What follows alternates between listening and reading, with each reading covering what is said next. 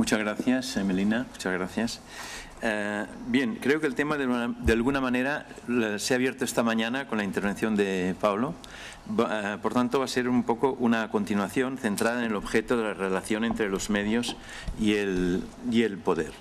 En realidad, la preocupación por el poder que otorga los medios y la relación con el poder cataliza en Estados Unidos en los años 40 y surge, curiosamente, de empresarios de los medios de comunicación.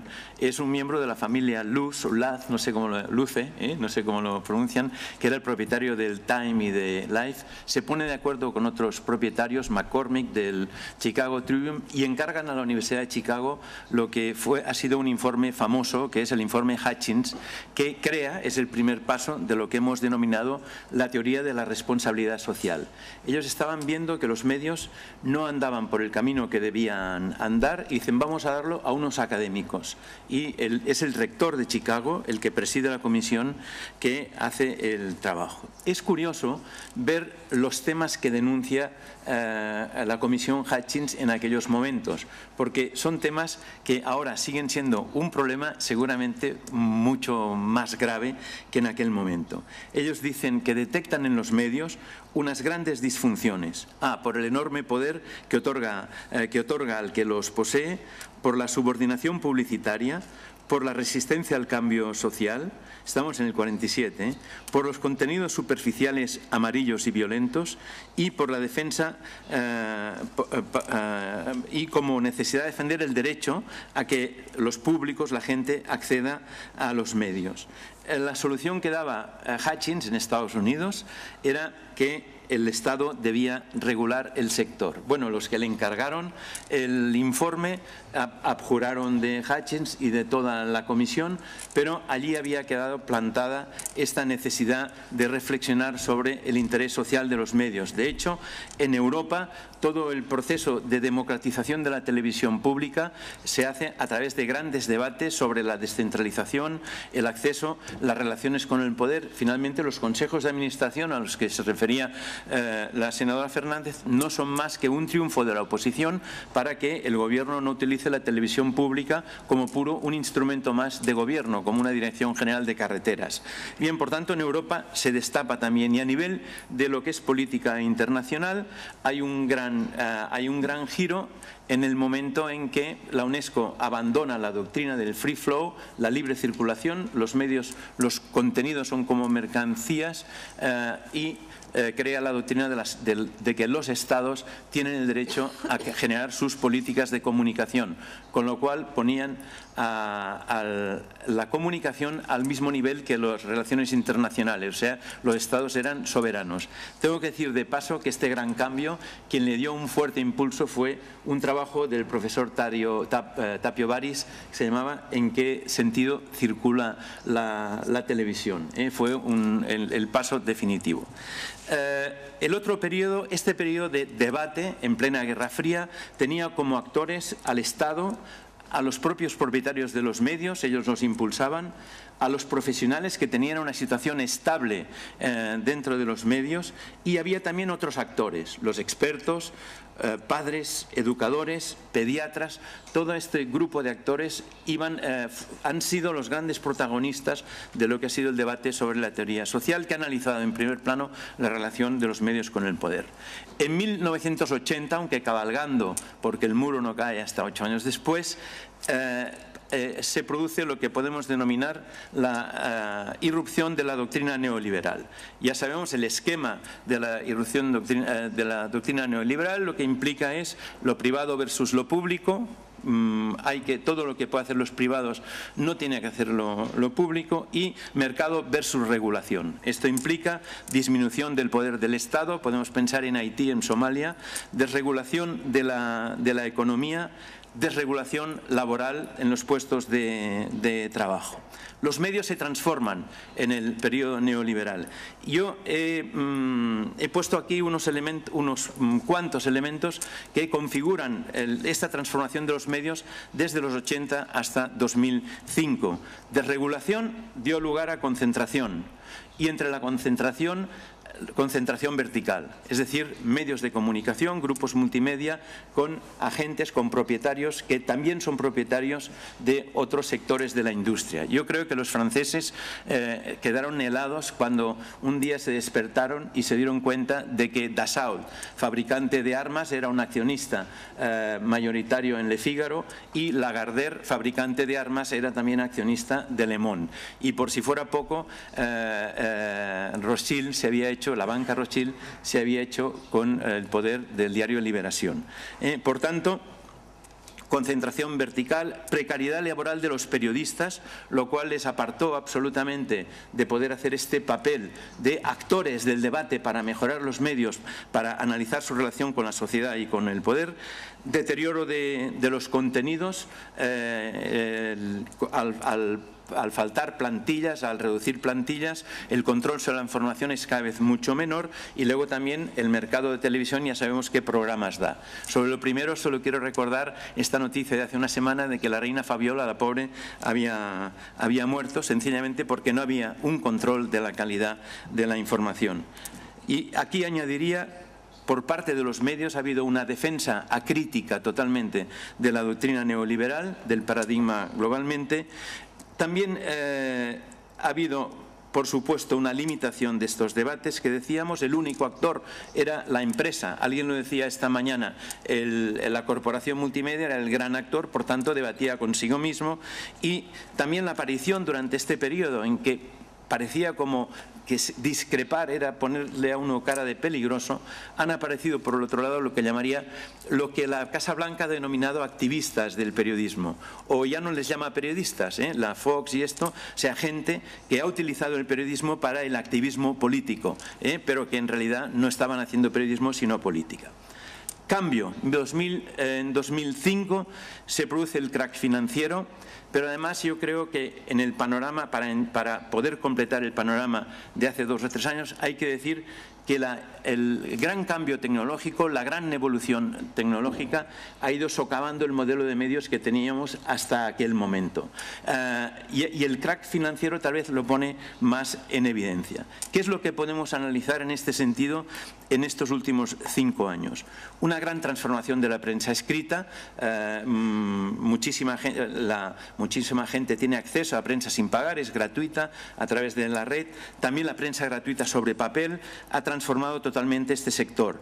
Transformación del audiovisual, por un lado técnicamente por la digitalización y por otro lado con la aparición de nuevos medios como YouTube, que se ha convertido en la gran televisión de las televisiones y al mismo tiempo pone en crisis a la televisión tradicional. Nuevos formatos de televisión como el móvil, o también en el ámbito editorial los ebooks, que están ya haciendo irrupción.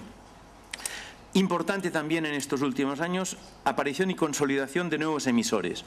Por un lado, los gabinetes de comunicación estratégica al servicio de quien les financia, que cada vez más son más importantes en la confección de los contenidos de los medios. Pero por otro lado, y en otro sentido diríamos, la activación de los nuevos medios lleva de por sí la aparición de un nuevo público, que es el ciudadano normal, que empieza a interactuar con el periodismo, llamémosle profesional, y que lo analizaremos antes de acabar.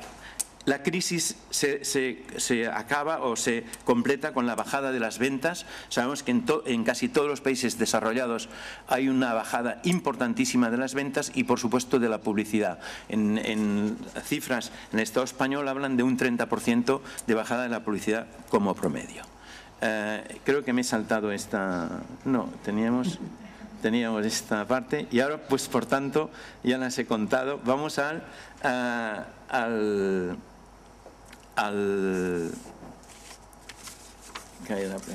Vamos pues al último, para no pasarme el tiempo, a la última parte, que es una pregunta en realidad que me hago, que es si las crisis generan oportunidades. Estamos en esta crisis que he intentado describir y la pregunta es si esto nos genera a todos una oportunidad. Y un poco en esto empalmo con lo que decía también Tapio Baris, preguntaba esta mañana, ¿qué podemos hacer?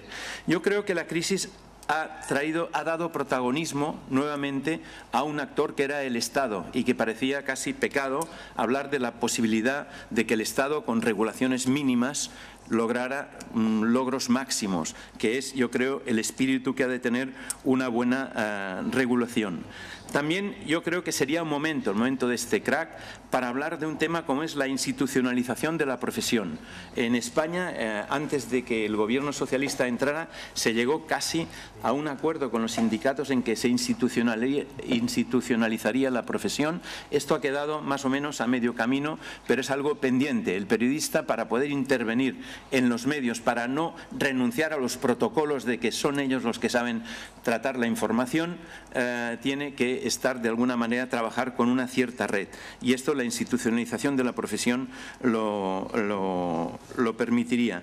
Y luego, finalmente, la tecnología que ha propiciado, como decía, la irrupción de los nuevos actores, que es el público.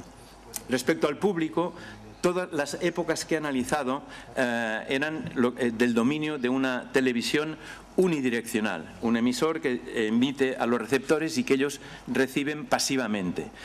Un poco la utopía era el ciudadano informado. Con este paradigma se podía aspirar al ciudadano informado. Sin embargo, lo que significa Internet es la realidad, la puesta en la realidad de lo que había sido la utopía de Hans Magnus Enzensberger, de cada emisor un receptor. Y esto parece que se está haciendo realidad a través de los nuevos medios. Pero precisamente estas posibilidades por parte de los antiguos receptores pasivos de ser también actores hace necesario todo lo que estamos hablando en este foro estos días, que es la necesidad de alfabetización digital. He puesto aquí una lista de las cosas que ya hoy en día un ciudadano corriente con un nivel alto de alfabetización digital puede hacer en los medios. O sea, puede informarse, decíamos, gratis, puede comentar noticias, participar en la elaboración de las noticias, al menos en las partes finales, puede participar en debates, foros y chats y puede organizarlos, puede crear estos debates, puede incidir directamente en lo que sería la agenda setting, la colocación de temas en la actualidad, cosa que antes solo hacían los medios, puede competir como emisor en los medios, al dar información, al dar opinión, a veces en rapidez. Por ejemplo, en estos momentos la gran noticia en Cataluña durante la semana, hace 15 días, era la monja que apareció en YouTube y generó serios perjuicios a los que vendían vacunas de la gripe A. Tenía una intervención en YouTube demostrando a su manera de que la gripe A era peligrosa, y creo que esto generó bastante inquietud. O tenemos también el ejemplo de Rusia en las últimas semanas, en el que un policía sobre todo, y luego le han sido otros, han hecho de emisores, han adoptado el papel de emisores y han influido directamente en la opinión pública, abriendo el gran tema de la hipotética corrupción policial. El individuo, antes receptor, puede también crear una web. También puede entrar como actor, como emisor en el terreno audiovisual. Hablábamos de los policías, de la monja. Todo esto ha sido por YouTube. Y en realidad en YouTube uno puede construir, aparte de las técnicas IP, su propia televisión.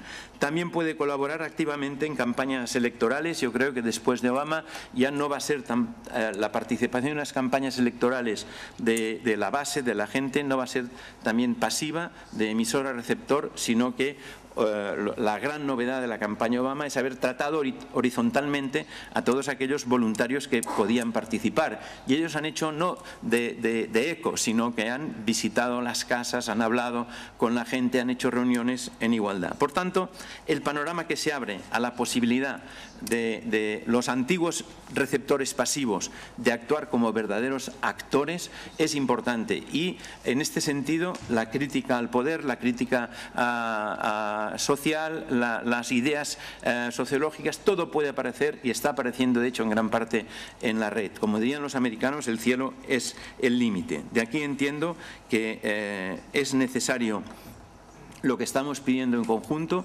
que los estados intervengan en elevar el nivel de alfabetización digital y a nivel internacional intentar eliminar las grandes diferencias que, como se decía esta mañana, también existen en los microespacios geográficos. De aquí yo entiendo que puede salir un nuevo periodismo hecho desde la base, conjuntamente con el periodismo profesional, que puede establecer unas nuevas relaciones de poder.